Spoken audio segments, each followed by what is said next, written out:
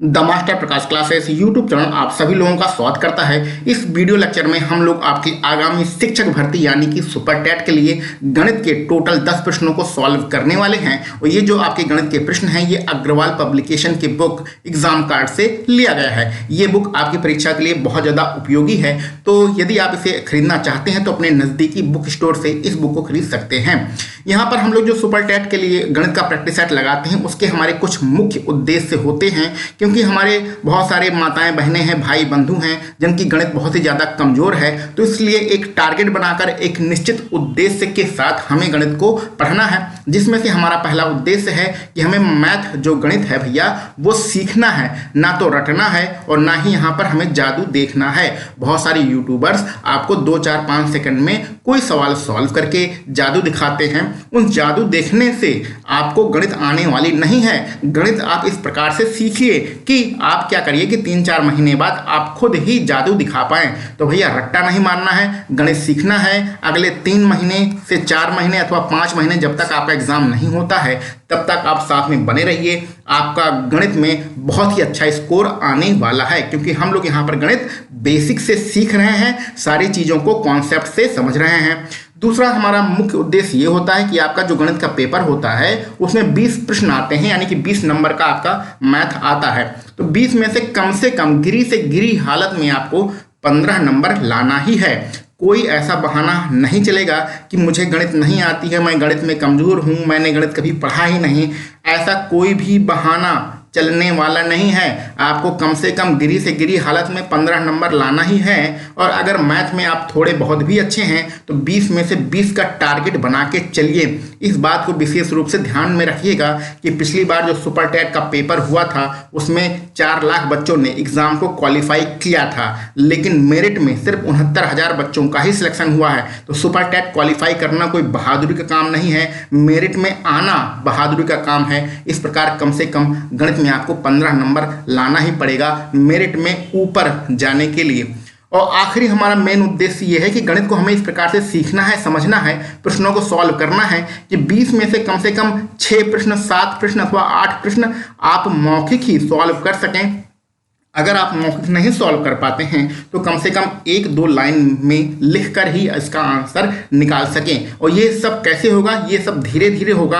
अगले 3 महीने, 4 महीने, 5 महीने, 6 महीने तक, जब तक आपका एग्जाम नहीं होता तब तक साथ में हमारे ऊपर विश्वास करके बने रहिए। ये सारी चीज़ें आप ऑब्टेन कर लेंगे, आप प्राप्त कर लेंगे और आपको भी लगेगा कि सर ने जो कहा था वो बहुत सही है। तो यहाँ पर गणित को धीरे धीरे मजबूत करना है, बहाना आपका कोई भी चलने वाला नहीं है। ये सामने आप जो प्रश्न देख रहे हैं ये हम लोगों ने पिछले प्रैक्टिस सेट में सॉल्व कर लिया है। तो चलिए इसके आगे इस प्रैक्टिस सेट के प्रश्नों को सॉल्व करते हैं। और ये सारी चीज़ें हम लोग प्रत्येक प्रैक्टिस सेट में बताते हैं, इसलिए बताते हैं कहीं आप अपने टारगेट से, अपने उद्देश्य से भटक ना जाएं। उद्देश्य भटकना नहीं है, सरकारी नौकरी लेके रहना है।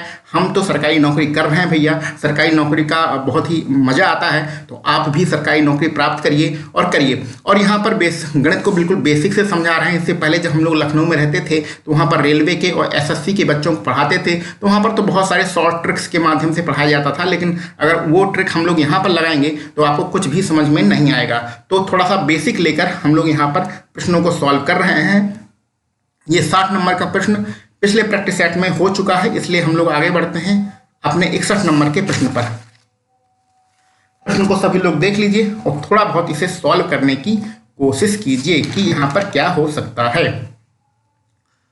चलिए एक छोटा सा फार्मूला आपको देखना है, और फार्मूला कहाँ पर देखना है चलिए यहाँ बता देते हैं। जैसे देखिए ये x है, x की घात यहाँ m है और माइनस के n है, तो x पर घात m माइनस n है, इसको हम लोग x की घात m, और ये जो n माइनस में लिखा है ये नीचे आ जाता है, x की घात n हो जाता है। तो ये यानी कि बटे वाली चीज़ को हम लोग इस तरीके से लिख सकते हैं और इस वाली चीज़ को हम लोग इस तरीके से लिख सकते हैं। यानी कि अगर भिन्न में दिया है तो ऊपर जाके माइनस हो जाता है, और अगर माइनस में दिया है ऊपर तो हम इसको पलट के भिन्न में भी लिख सकते हैं। ठीक है, तो यही चीज़ आपको यहाँ पर करना है। यहाँ पर चलिए यहाँ पर लिखते हैं, ये पहला 5 की घात 3x जैसा लिखा है वैसा लिखा रहने दीजिए। यहाँ पर 7 की घात, जो 5 की घात कितना है भैया 7x माइनस के 2, तो इसको क्या करिए 5 की घात 7x लिखा ही है, इसी प्रकार ये -2 है, ये नीचे आ जाएगा तो 5 की घात कितना हो जाएगा 2। सेम इसी फार्मूले से, घातांक का बहुत ही छोटा सा मामूली सा फार्मूला है, आप सभी लोग इसको समझ रहे होंगे। आप क्या करिए, त्रिगुणा कर दीजिए, इसका त्रिगुणा कर इधर कर दीजिए और ये आ जाएगा त्रिगुणा होकर इधर। तो कहने का मतलब 5 की घात जो 2 है वो इधर पहुंच जाएगी, बराबर इधर 5 की घात 7x लिखा ही है और नीचे हो गया 5 की घात 3x। ठीक है, थोड़ी सी कैलकुलेशन करना है और कुछ नहीं। अब फिर यही काम करना है, देखिए ये बटे में लिखा है ना, 5 की घात 7x बटे 5 की घात 3x, बटे में है, भिन्न में है। इसको जब ऊपर ले जाएंगे तो कहाँ लिखे, चलिए यहाँ लिख देते हैं। ये 5 की घात 2 लिखा ही है और बराबर जब ऊपर ले जाएंगे तो इसी फार्मूले से, ये जो आपका फार्मूला यहाँ पर आप देख रहे हैं, ये वाला जो फार्मूला देख रहे हैं, यही फार्मूला अप्लाई होगा। जब बटे में जाएगा तो ऊपर जब जाएगा तो क्या होता है, घातें घट जाती हैं। तो 5 की घात 7x ऊपर रहेगा, माइनस कितना हो जाएगा 3x। क्लियर। तो 5 की घात ये बचा है 2 और यहाँ बचा है 5 की घात 7 में से 3 जाएगा तो बचेगा 4x। ठीक है। अब यहाँ पर एक चीज़ और आप समझ रहे होंगे कि जब आधार बराबर होता है, जैसे यहाँ पर 5 है यहाँ पर भी 5 है, आधार बराबर होता है, बीच में बराबर का निशान लगा होता है तो घातें बराबर हो जाती हैं। यानी 4x बराबर कितना हो जाएगा 2, क्योंकि आधार बराबर है, बीच में बराबर का निशान लगा होता है, तो ऐसी कंडीशन में घातें भी बराबर होती हैं। तो 4x की वैल्यू किसके बराबर होगी, 2 की बराबर होगी। तो x बराबर क्या हो जाएगा, 4 का भाग कर देंगे और 4 का भाग करेंगे कितना आएगा भैया, 1/2 आएगा। तो 1/2 कहाँ पर है, विकल्प बी आपका यहाँ पर बिल्कुल सही है। ठीक है, आसान प्रश्न था, थोड़ी सी कैलकुलेशन करनी थी। घातांक का यहाँ पर 2 नियम लगा है। सबसे पहले जो आखिरी लाइन में यहाँ पर जो नियम लगा है कि जब आधार बराबर हो तो क्या करिए, घातें को बराबर कर दीजिए। और दूसरा वाला ये वाला यहाँ पर नियम लगा है। 2 नियमों के आधार पर इस प्रश्न को यहाँ पर सॉल्व किया गया है। उम्मीद है आपको सारी चीज़ें समझ में आ रही होंगी। और भैया आप कमेंट बॉक्स में, सभी लोग वीडियो देखते हैं लेकिन कमेंट बॉक्स में कोई कमेंट नहीं करता है। आपको जो भी अच्छा है, बुरा है, जो भी प्रश्न समझ में आ रहा, नहीं समझ में आ रहा, उन सारी चीज़ों को कमेंट बॉक्स में लिखते चलिए। देखिए 62 नंबर कैलेंडर का प्रश्न है। आपके जो 20 प्रश्न मिलेंगे उसमें एक प्रश्न आपको कैलेंडर का मिलेगा और एक प्रश्न जो है वो क्लॉक का मिलेगा। तो ये 2 प्रश्नों के लिए आप लोग तैयार रहिए। ठीक है, इस प्रश्न को हम लोग बहुत ही सिंपल तरीके से सॉल्व करते हैं, जैसे बच्चों वाला जो मेथड होता है ना, उस वाले तरीके से सॉल्व करते हैं। इसमें लिखा भैया 1 जनवरी 2004 को अगर सोमवार है तो सोमवार को पकड़ के आपको चलना है। तो 10 जुलाई 2004 को कौन सा दिन होगा, तो 1 जनवरी से आपको 10 जुलाई तक जाना है और जितने महीने में दिन होते हैं उसको लिखते जाना है। बिल्कुल यहाँ पर बच्चों वाला मेथड लगाएंगे, कोई यहाँ पर ट्रिक का हम लोग इस्तेमाल नहीं करेंगे। तो चलिए स्टार्ट करते हैं। जनवरी में कितने दिन होते हैं, जनवरी में भैया 31 दिन होते हैं। वो 1 जनवरी हमारा निकल चुका है, बीत चुका है, तो 31 में से जब 1 घटाएंगे तो बचेगा 30। तो ये जनवरी हो गया, जनवरी के 30 दिन। जनवरी के बाद क्या आएगा, फरवरी। ध्यान दीजिएगा ये 2004 है, 2004 यानी लीप वर्ष। लीप वर्ष में फरवरी कितने दिन की होती है, 29 दिन की, तो फरवरी हो गया 29 दिन की। ठीक है, अब मार्च पे आते हैं। मार्च में कितने दिन, 31 दिन। मई में आते हैं, मई पे कितने दिन, आपके 30 दिन। उसके बाद मई के बाद कहाँ पर पहुँचेंगे, कुछ गलत हो गया क्या, जनवरी, फरवरी, मार्च, अप्रैल 30 दिन। उसके बाद मई पे आएंगे, मई हो जाएगा आपका कितने दिन का, 31 दिन का। मई के बाद फिर जून पे आएंगे, जून हो जाएगा आपका 30 दिन का। और फिर जुलाई पे जाएंगे तो जुलाई में हमें पूरा नहीं जाना है, सिर्फ 10 जुलाई तक जाना है, यानी कि यहाँ पर सिर्फ 10 रहेगा। तो यहाँ फिर से देखिए, ये आपका जनवरी 30 दिन, क्योंकि 31 का होता है, 1 जनवरी हमारा बीत चुका है, तो बाकी बचे हुए कितने दिन है, 30 दिन। फरवरी 29, फरवरी के बाद मार्च, फिर अप्रैल, फिर मई, फिर जून और हमने जुलाई, ये पूरा लिख लिया। इतने दिनों को जोड़कर आपको 7 का भाग करना है, जो यहाँ पर शेष बचेगा उसी से हमें मतलब है। तो सिंपल सा काम है, इसको जोड़ लीजिए। ठीक है, जोड़ के आप 7 का भाग करना है। अच्छा, इसको आप ये तो आप कर ही लेंगे, जोड़कर 7 का भाग कर लेंगे, जितना शेष आएगा उससे हमें मतलब है। लेकिन चलिए इसका हम लोग दूसरा तरीका भी आपको समझाते हैं। ये अगर आप इतनी बड़ी बड़ी संख्याएं ना जोड़ना चाहें तो आप क्या करिए, तो हमने क्या बताया भैया कि आपको 7 का भाग करना है, क्योंकि एक सप्ताह में 7 दिन होते हैं, इसलिए 7 का भाग करना है। तो जोड़कर 7 का भाग करने से अच्छा पहले से ही हम सब में 7 का भाग कर देते हैं और जो शेष आएगा उसको लिख लेते हैं। जैसे अगर 30 में 7 का भाग करेंगे तो 7 चौका 28, यानी 2 बचेगा, 2 हमारा शेष रहेगा, लिख लो। 28 में 29 में करेंगे तो 1 बचेगा, 31 में करेंगे तो 7 दूनी 14, 7 क्या बोलते हैं, जल्दबाजी में गलती हो जाएगा, तो 7 चौका 28 और 31 में से 28 जाएगा, 3 बचेगा। तो यहाँ पर 30 में 2 बचेगा, 31 में 3 बचेगा, 30 में 2 बचेगा और 10 में जब 7 का भाग करेंगे तो आपका 3 बचेगा। ठीक है, देखिए फिर से समझा देते हैं, ज़्यादा कंफ्यूज होने की जरूरत नहीं है। ये ऊपर वाली जो संख्या लिखी गई है इन सबको जोड़ लीजिए, जोड़कर 7 का भाग कर दीजिए, जो शेष आएगा हमें उस शेष से मतलब होना चाहिए। ठीक है, अब पहला तो कंडीशन ये हो गई। दूसरी कंडीशन ये है कि जोड़कर 7 का भाग करने से अच्छा पहले से ही हम सब में 7 का भाग कर लेते हैं। तो 7 का भाग करने से ये होगा कि आपको जो शेष बचेगा वो सिर्फ शेष आप लिख लीजिए। ठीक है, तो यहाँ पर आपकी ये जो बड़ी बड़ी संख्याएं थी वो छोटी छोटी संख्याओं में परिवर्तित हो गई, ये हमारे यहाँ पर कहने का मतलब था। अब दूसरा काम करिए। दूसरा काम क्या, हमें सिर्फ किससे मतलब भैया, कितना शेष आ रहा है इससे मतलब है। तो क्या करें, इनको जोड़ने पर जब 7 आ जाए तो उसको आप हटा दीजिए। जैसे कि यहाँ जोड़िए 3 2 5 और 5 2 7, ये हमने हमेशा खत्म हो गया, क्योंकि जब 7 से भाग करेंगे तो जोड़ने पर जहाँ 7 मिल जाए उसको खत्म कर दीजिए, ये हमारे कहने का मतलब है। 3 3 6 और 1 7, इसको हमने खत्म कर दिया। तो बचा क्या हमारे पास, सिर्फ 2 बचा, यानी कि 2 हमारा शेष बचेगा। ठीक, चाहे जोड़कर 7 का भाग करते तो भी हमारा 2 शेष आता, ऐसी कंडीशन से 7 का भाग करेंगे तो भी हमारा 2 ही शेष आएगा। अब आपको करना क्या है कि यहाँ पर क्या दिया भैया, सोमवार के ऐसा सब करने के बाद सोमवार में 2 दिन जोड़ दीजिए, जो आएगा वही हमारा आंसर हो जाएगा। तो सोमवार के एक दिन बाद आता है मंगलवार, उसके एक दिन बाद आता है बुधवार, तो बुधवार आपका आंसर रहेगा। बुधवार जहां भी विकल्प में दिख जाए वहां पर टिक लगा दीजिए, विकल्प सी आपका यहाँ पर बिल्कुल सही है। तो बिल्कुल बच्चों वाला बेसिक मेथड था, कोई यहाँ पर ट्रिक लगाने की जरूरत नहीं है। चलिए आगे बढ़ते हैं अपने अगले प्रश्न पर।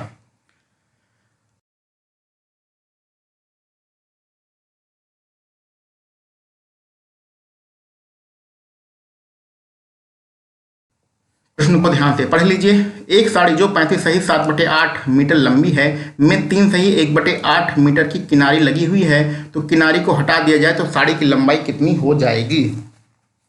अच्छा चलिए सोच समझ के इसका आंसर दीजिए। ठीक है,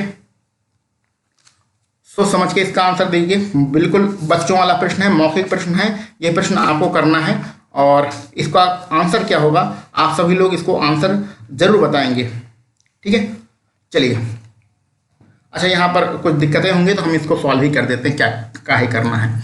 साड़ी की लंबाई कितनी है, जो देखो ये जो किनारा होता है, किनारा को छोड़कर साड़ी की लंबाई कितनी है हमें निकालना है। किनारा कितना है, 3 सही 1/8 मीटर है, तो साड़ी की लंबाई है 35 सही 7/8। अच्छा इसमें कुछ कैलकुलेशन भी समझाना पड़ेगा, इसलिए आपको कैलकुलेशन करके दिखा देते हैं। किनारी कितनी है, किनारी है 3 सही 1/8, ये किनारी है। इसको अगर हटा दें तो साड़ी की लंबाई कितनी होगी ये पूछ रहा है, तो इसको हटाने के लिए माइनस का निशान लगाते हैं। अब इस प्रश्न में सबसे अच्छी बात ये है, यहाँ देखो यहाँ नीचे 8 है, यहाँ भी नीचे 8 है, यहाँ पर जो आपका पूर्णांक है 35 है, यहाँ पर पूर्णांक 3 है। तो क्या करिए, पूर्णांक को पूर्णांक से घटा लीजिए, यानी 35 में से 3 घटा लिया। फिर जो भिन्न वाली संख्या है 7/8 में से 1/8 घटा दीजिए। तो भिन्न वाली संख्याओं को अलग घटा लो और पूर्णांक को अलग घटा लो, आपका आंसर आ जाएगा। इस तरीके से आप बिल्कुल सिंपल तरीके से एक सवाल को सॉल्व कर सकते हैं। यहाँ पर 8 का 35 में गुणा करेंगे फिर 7 जोड़ेंगे, ऐसा मत करिएगा, जो कैलकुलेशन होगी बहुत कठिन हो जाएगी। तो 35 में से आपका 3 जाएगा, बचेगा 32।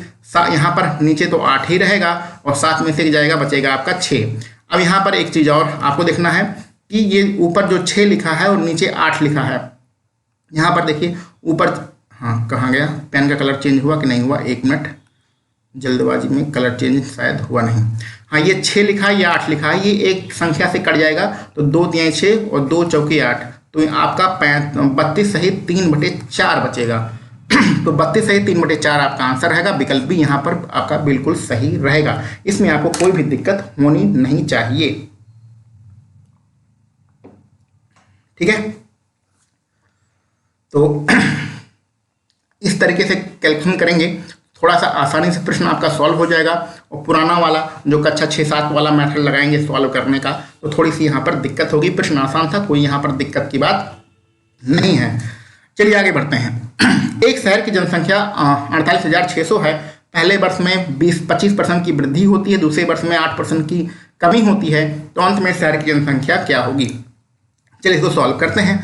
अच्छा, ऐसे प्रश्नों को सॉल्व करने के लिए एक चीज़ आप मान लीजिए, कोई भी जो चीज़ होती है, कोई भी वस्तु होती है, हमेशा 100% होती है।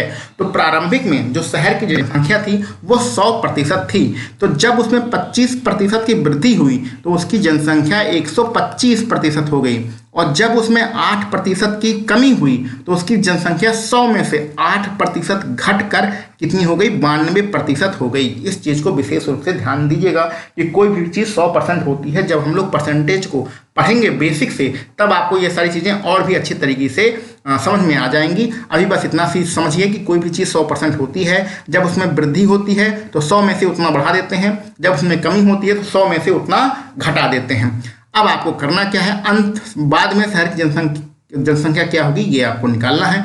तो पहले जनसंख्या कितनी थी? 48,000 आपका 600। ठीक है, अब पहले साल क्या हुआ? 25% बढ़ गया, यानी कितना हो गया? 125% हो गया। तो प्रतिशत का जब निशान हटाएंगे तो नीचे आपका 100 आ जाएगा। इसको हम पहले से ही लिख देते हैं। अब ये तो पहले साल का कहानी हुई। दूसरे साल क्या हो गया? 8% घट गया, यानी इसी में गुणा करना है। जब 8% घटने के बाद कितना हो जाएगा? 92% हो जाएगा। तो 92% का जब निशान हटाएंगे तो नीचे आ जाएगा 100। तो ये सिंपल सा कैलकुलेशन करना है। इस कैलकुलेशन को आप कर लीजिएगा, आपका आंसर आ जाएगा। यहाँ पर हम लोग पेन का कलर चेंज करते हैं, उसके बाद इसकी कैलकुलेशन को करते हैं। ये 2 जीरो से 2 जीरो कैंसिल आउट हो जाएगा। 25 चौके 100 और 50 हम यहाँ 25 बचा। यहाँ क्या बचा? 4 8 6 और नीचे क्या है? हाँ, ये 4 से कैंसिल आउट कर दो। 4 दूनी 8 और 4 तिहाई 12 और यहाँ बचा है 5 और यहाँ बचा है 3। इसका सब आपस में गुणा कर लीजिएगा। गुणा आप सभी लोग कर ही लेंगे, गुणा करना हम यहाँ पर नहीं बता रहे हैं। तो 55,800 कितना आ जाएगा? 90। तो ये आपका आंसर रहेगा। कहाँ पर है? 890, विकल्प सी में है। विकल्प सी आपका यहाँ पर बिल्कुल सही रहेगा।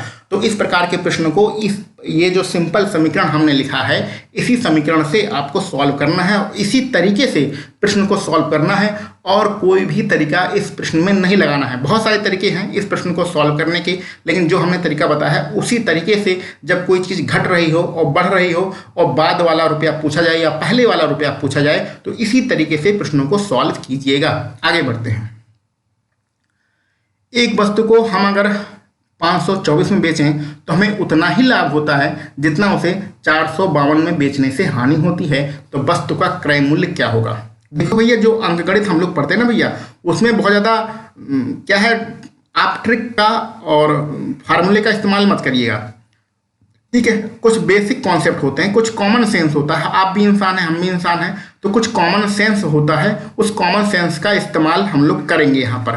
ठीक है, अब इसमें समझिए प्रश्न में मान लीजिए ये बीच वाला हमारा क्रय मूल्य है। इससे जब हम ज़्यादा में बेचेंगे यानी यहाँ पर तो हमारा लाभ होगा, जब कम में बेचेंगे यहाँ पर तो हमारा घाटा होगा। और घाटा और लाभ हमारा दोनों बराबर है, क्योंकि यहाँ पर लिखा है उतना ही लाभ होता है जितना बेचने पर हानि होती है। तो यानी कि लाभ के लिए इसे ज़्यादा में बेचना पड़ेगा। तो अगर ये 524 रुपये में यहाँ पर बेचता है तो इसे लाभ होता है, और यहाँ पर अगर 552 रुपये में बेचेगा यानी क्रय मूल्य से कम में बेचेगा तो इसे हानि होती है। और जितना लाभ होता है उतना ही हानि होती है, यानी कि दोनों कंडीशन में रुपया बराबर होता है। तो इसको रुपये को हम लोग एक्स मान लेते हैं। यानी कि यहाँ से अगर हम लोग 1 मिनट रुकिए, यहाँ से अगर हम लोग मान के चलें तो क्रय मूल्य से जितना रुपया ज़्यादा में बेचता है लाभ के लिए, क्रय मूल्य से उतना ही रुपया कम में बेचता है हानि के लिए। ठीक है, ये कहने का मतलब है।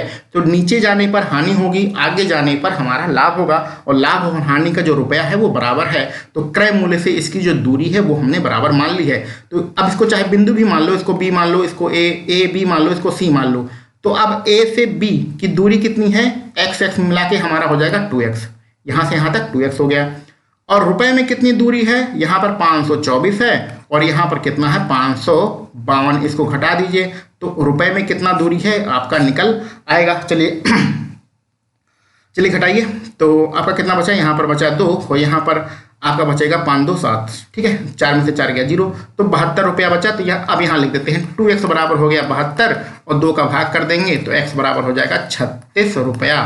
अभी आपका क्रय मूल्य नहीं आया है, अभी सिर्फ अंतर आया है, कितना लाभ हो रहा है कितना हानि हो रही है। तो उसने बताया कि आपको लाभ निकला है कितना हो रहा है 36 रुपया, आपको हानि निकला है कितनी हो रही 36 रुपया, क्योंकि लाभ और हानि दोनों बराबर हैं। लेकिन हमें तो निकालना है क्रय मूल्य, तो क्रय मूल्य निकालने के लिए ये जो विक्रय मूल्य है, ये विक्रय मूल्य 524 रुपया दिया गया है। इसमें जो आपको प्रॉफिट हो रहा है कितना हो रहा है 36 रुपया प्रॉफिट हो रहा है, इसको घटा दीजिए तो आप क्रय मूल्य तक पहुंच जाएंगे। क्योंकि जो लाभ होता है उसमें से अगर प्रॉफिट एक मिनट, जो विक्रय मूल्य होता है उसमें से अगर हम लोग प्रॉफिट यानी लाभ को घटा दें तो हमारा क्रय मूल्य निकल आता है। चलिए इसको हम लोग घटा देते हैं तो हमारा आंसर आ जाएगा 488 रुपया, और 488 कहाँ है, विकल्प डी में आपका दिया गया है। यानी कि कुछ थोड़ा बहुत लिख के घटाकर हम इस प्रकार के प्रश्नों को अपने कॉमन सेंस से लगा सकते हैं। कोई फार्मूला रट्टा मारने की कोई भी यहाँ पर आपको जरूरत नहीं है। अथवा आप अगर ये चाहें कि यहाँ पर जो हमारी हानि हो रही है, हानि कितना भैया 452 रुपया,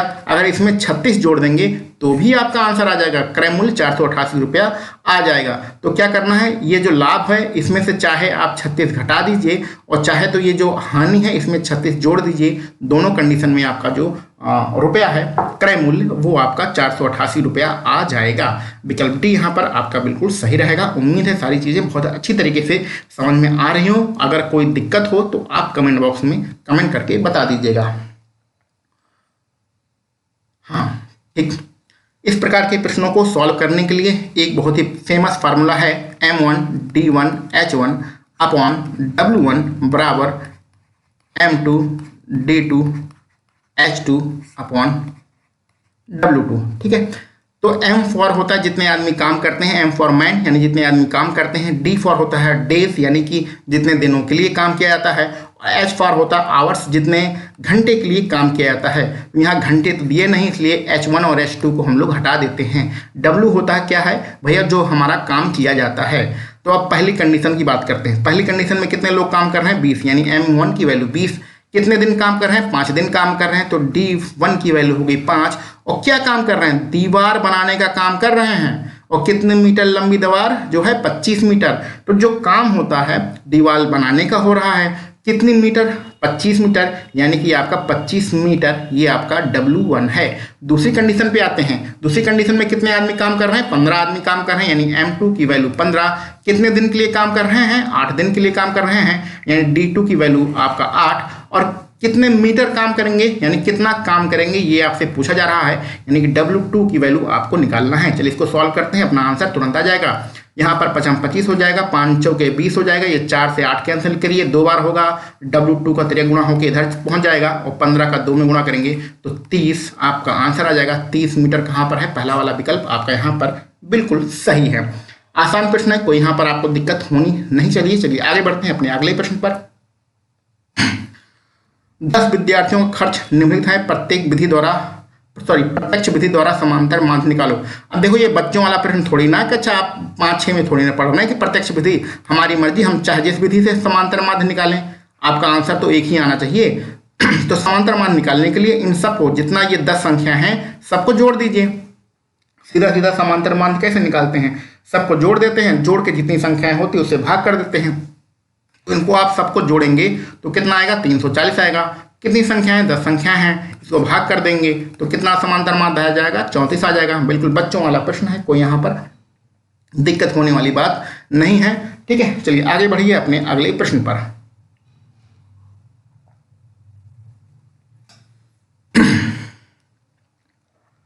इस प्रश्न का आंसर सभी लोग बताने की कोशिश करिए। अच्छा कॉपी पेन लेके भैया बैठे रहिए, ठीक है ना, जो भी चीजें हों उसको आप नोट करते रहिए और प्रश्नों को भी लगाते रहिए।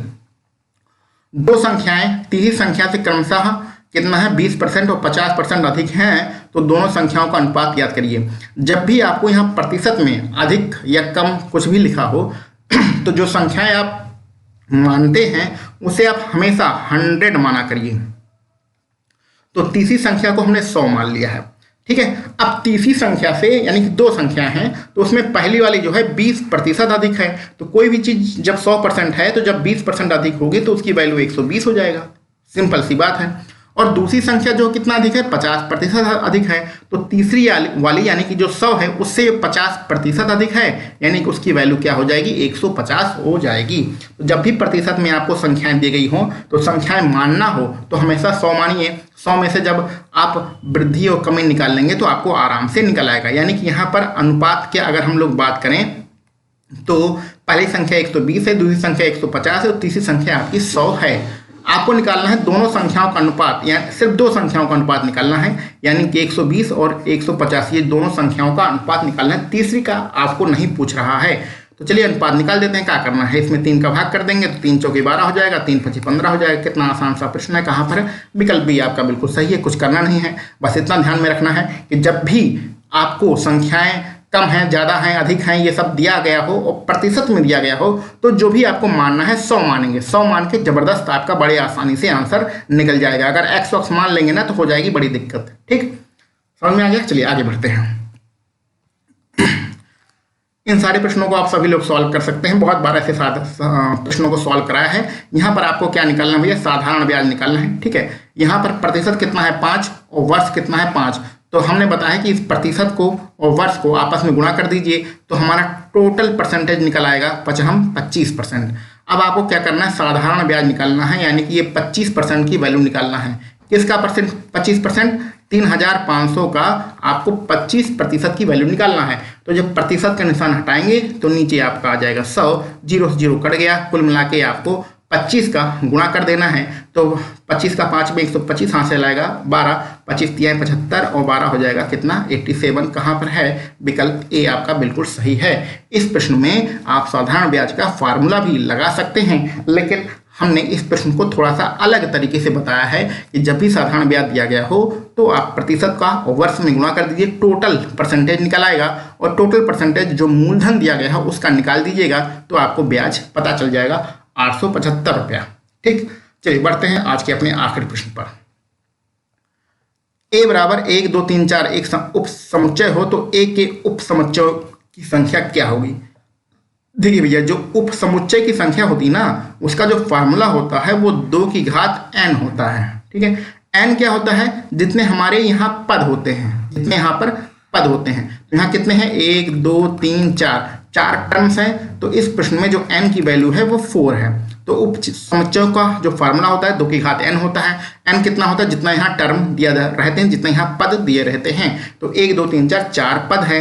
तो यहाँ पर हमारा जो फार्मूला लगेगा 2 की घात 4, 2 की घात 4 कितना होता है, 2 दूनी 4, 4 दूनी 8 और 8 दूनी 16। 16 हम उप समुच्चय बना सकते हैं। पहला वाला विकल्प आपका यहाँ पर बिल्कुल सही रहेगा। तो इस प्रकार से इस प्रैक्टिस सेट में हम लोगों ने टोटल 10 प्रश्नों को सॉल्व किया है। आपके कितने प्रश्न सही हो रहे हैं उनको कमेंट बॉक्स में जरूर बताइएगा। और आपके लिए एक बहुत ही महत्वपूर्ण सूचना है कि जो आपको प्रैक्टिस सेट के लिए बताया जा रहा है उस प्रैक्टिस सेट को आप सभी लोग जरूर से जरूर खरीद लीजिए। यहाँ पर आपको मात्र 100 रुपये में 250 से भी अधिक प्रैक्टिस सेट उपलब्ध कराए जा रहे हैं। अगर मार्केट से आप कोई किताब खरीदने जाते हैं तो उसकी जो कीमत होती है वो लगभग 150 रुपये होती है। और कोई किताब आपकी 100 रुपये मिलती है, कोई 120 में, कोई 150 में, कोई 180 में मिलती है, कोई 200 रुपये में भी मिलती है। और उसमें कितने प्रैक्टिस सेट दिए रहते हैं, 15 अथवा 20 प्रैक्टिस सेट ही दिए रहते हैं।